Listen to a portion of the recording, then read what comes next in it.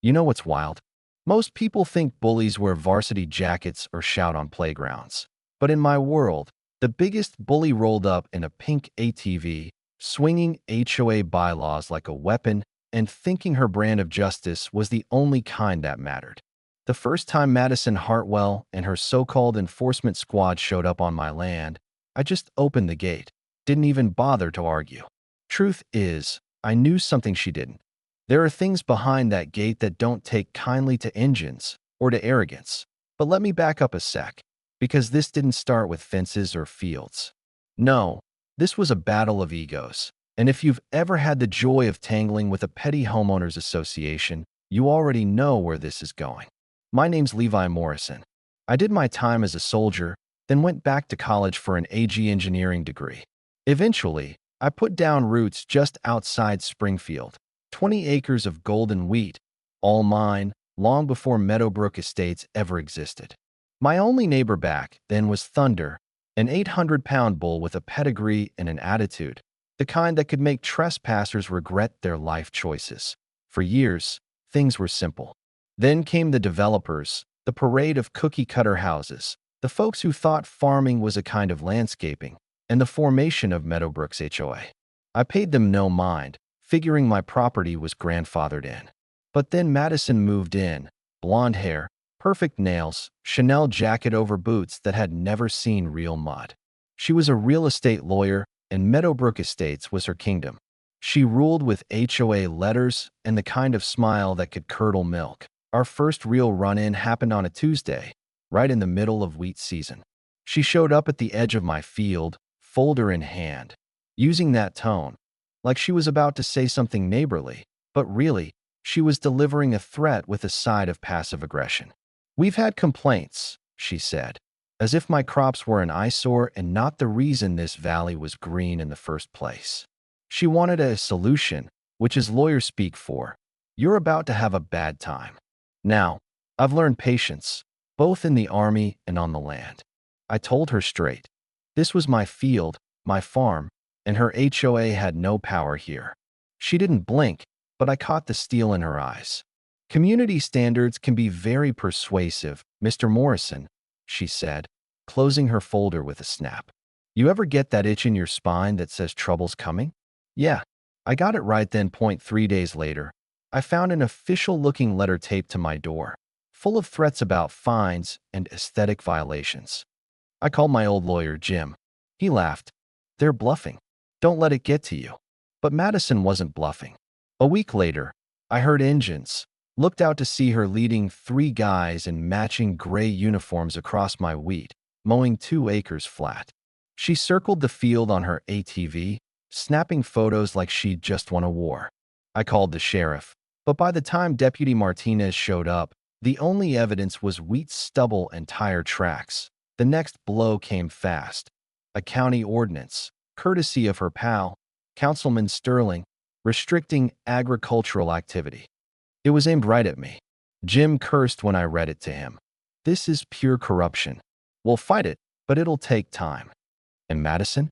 She showed up again, this time with a bigger crew, diesel engines, bulldozers, even more men in fake uniforms. They tore up 3 more acres, dumped chemicals, left the earth dead and bare.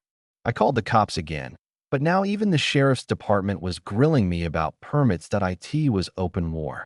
Madison's next letter threatened lawsuits, demanded I sell at 30% below value, and attached a 48-hour deadline. That's when I called Rick, a retired detective down the road. Over coffee, he scribbled notes and shook his head. Classic land grab. They want your farm for a steal. That night, even Thunder seemed agitated, pacing the fence line, sniffing the wind. Sometimes, you just know something's coming. Madison's third attack was pure poison, literally. She circled my field, then came back with her crew, dousing the ground with chemicals. My wheat browned and died in hours. 25 grand gone, my land contaminated, my spirit battered. That afternoon, a text popped up, 48 hours to accept our offer, or the price drops. She wasn't hiding anymore. She was extorting me. I called Rick again. He started digging. Turns out, Madison had pulled this trick in 3 other counties, always using the same playbook. Create a problem, pressure the owner, swoop in with a lowball offer.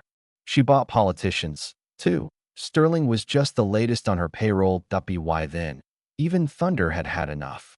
The next morning, as Madison and her team rolled in for their final assault, I walked out to the pasture, fiddled with the latch, and let Thunder do what bulls do best.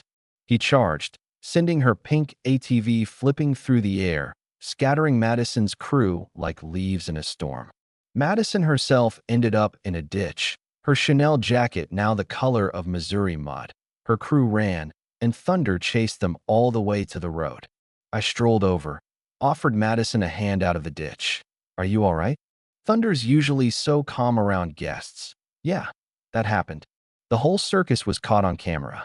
The next day, I got a letter. Madison wanted Thunder confiscated, claimed she'd sue me for damages, assault with a deadly weapon, the whole 9 yards. But see, this is where Madison made her fatal mistake. She invited the law in, not realizing Rick and I had been documenting everything. Her fake security, her trespassing, her chemical attacks. Detective Sarachin showed up with a thick folder and an even thicker sense of justice. She watched the footage, read the reports, listened to Rick's evidence about bribed officials and crooked ordinances. "Mr. Morrison," she said, "this is racketeering." Within a week, the FBI got involved. Madison was arrested at an HOA meeting where, in her panic, she confessed to half her crimes on tape. Sterling went down with her. The news exploded. HOA queen behind bars. Farmer's bull exposes corruption. My field started to heal, and so did I. Thunder became a local hero. People brought him apples. School kids painted his picture. 3 months later, Madison pled guilty, got 5 years in prison, and all her assets, her pink ATV, her big house, went to auction to pay us back. Rick grinned and dared me to buy her house at the auction. For the irony, you know? So I did.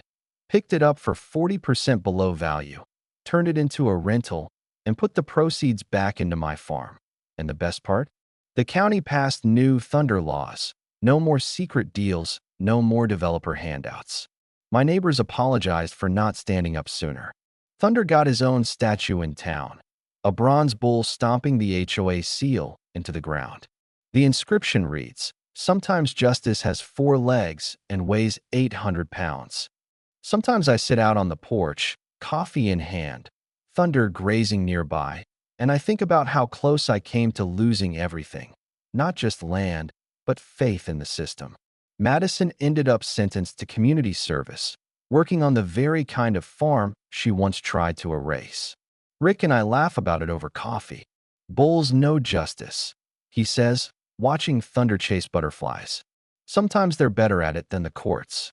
So let me ask you, when power is abused, when people with money and connections try to stomp out the little guy, who's really responsible for stopping them? Is it the law? The community? Or maybe, just maybe, it's a stubborn farmer and his bull, willing to stand their ground when nobody else will? What would you have done if it were your land, your home, your fight? Drop your thoughts in the comments. And if you believe in standing up to bullies, share this story. Justice might move slow, but when it arrives, it's worth every minute of the wait.